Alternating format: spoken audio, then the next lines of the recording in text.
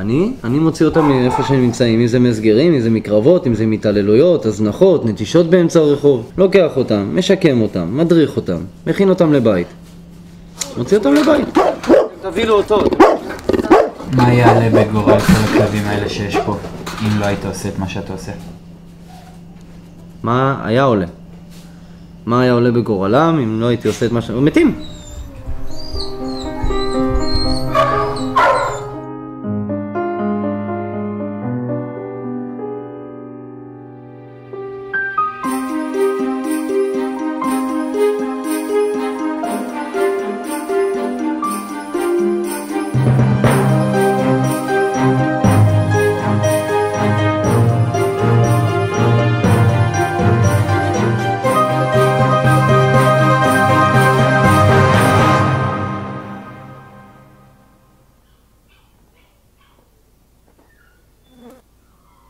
למה? אני בעניין.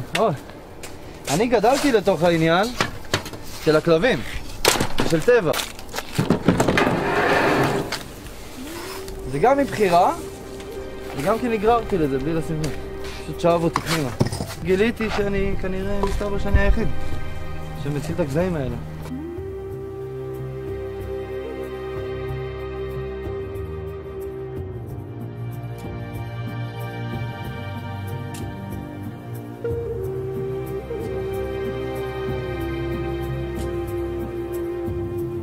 איך מתבצע שיקום של כלב? קודם כל, הוא מגיע להסגר. אני עושה איתו היכרות, אז אני מאשר לו את העמוד שדרה מבחינת הפן החייתי שלו, שיזכור שהוא כלב, ואז אני מעביר אותו ללהקה פה. למשל, יש לנו פה את פומה, איפה שהיא לא תהיה, בחדר.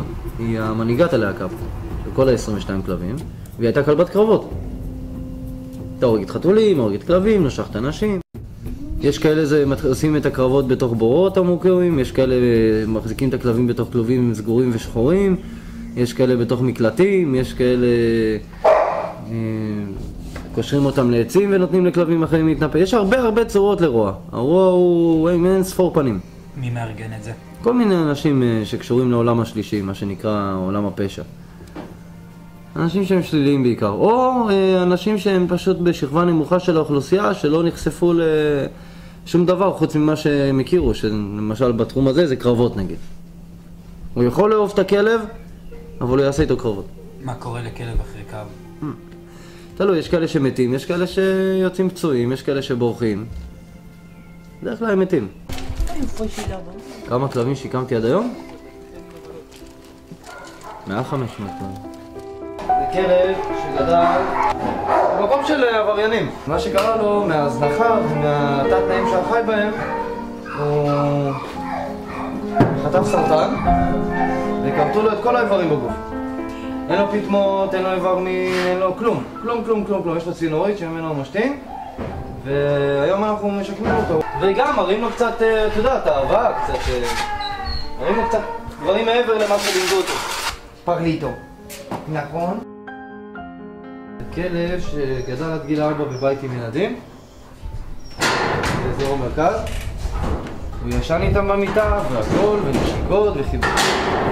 בגיל 4 הוא נגנב לדרום הארץ, לבדואים. אצל הבדואים היה כלב קרבות. אני הוצאתי אותו מבור של 4 מטר, הוא היה 4 שנים בקרבות, בגיל 8 הוצאתי אותו.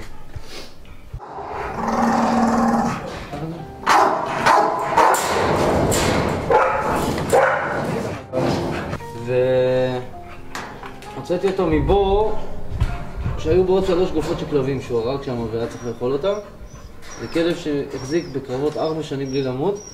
הוא הגיע בלי עין, הוא הגיע עם הפה מרוסק, עשינו לו ניתוח, הוא הגיע עם סרטן, והיחיד שמתקשר איתו כל כך גלעני. אבל פוטי! הוא לא הראה אף אחד, הוא שונא את העולם.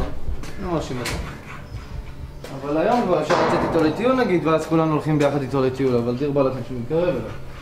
אבל זה התקדמות, זה טוב. הוא כבר לא כל כך מתנפל לאנשים שהוא רואה איתי. יש לך סיפור מדהים. סתם, סיפור מדהים. היא כזאת שהייתה אצל ערבים, הייתה צריכה לעבור לקרבות, וזה 2 רוסיות זקנות, זאת שזה 70 ומשהו, שלחתי להם בדואר קאטר גדול, הם פשוט הלכו, חתכו את השרשרת שלו וגנבו אותה. לא ראות ממטר.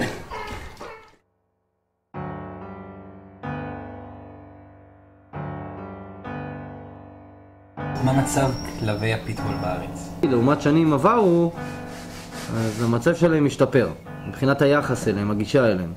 אם זה של עמותות, אם זה של הסגרים, זה כל מיני גופים שמתעסקים איתם. ליטול אחריות, אף אחד לא נוטל אחריות, אבל לא מרדימים כמו פעם. המצב היה פעם שכל פיטבול שמגיע להסגר או עמותה עובר להרדמה. היום כבר הם פונים אלינו לבד שאנחנו ניקח אותם. מה מניע אותך? הם. הכלבים מניעים אותי. התמימות שלהם. האהבה הבלתי פוסקת שלהם. בעצם זה שזה יצור חי, ויש לו זכות כמו כל יצור חי אחר, וזה לא משנה אם זה פיטבולים, חמורים או נמלים. במקרה זה פיטבול. אתה חושב שתתייאש? אני חושב שאם הגעתי עד היום כבר אין לי לאן להתייאש. פסחתי על זה, ניסיתי, לא הלך לי. הסכנה היא בכלבים ששורדים קרבות בגלל שהם תוקפנים. משוטטים. אז על אותו מידה אפשר להגיד שרוצחים הם מסוכנים והאנסים הם מסוכנים כי הם כבר היו בכלא והם אנסו ורצחו, אז הם מסוכנים, לא? זהו, אני חושב שעניתי לך על התשובה. החלום שלי היה בגיל 22 שיהיה לי בית מחסה ענק עם לפחות 60 פיטבולים. היום יש לי בדיוק מה שרציתי. אם היית יכול להעביר מסר לאנשים בארץ, מה היית מעביר?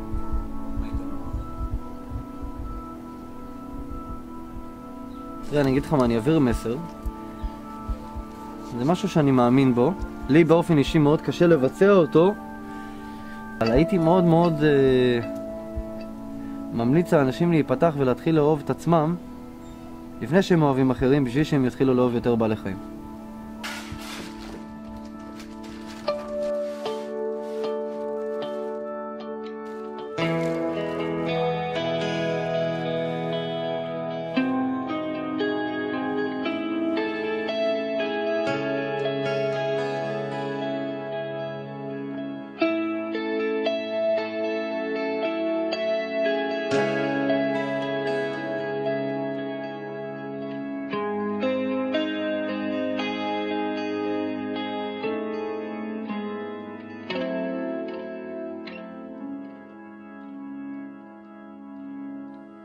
נץ פורס כנפיים, הסדק נפער, הגבול כמו מיתר בשמיים בשנת 2000.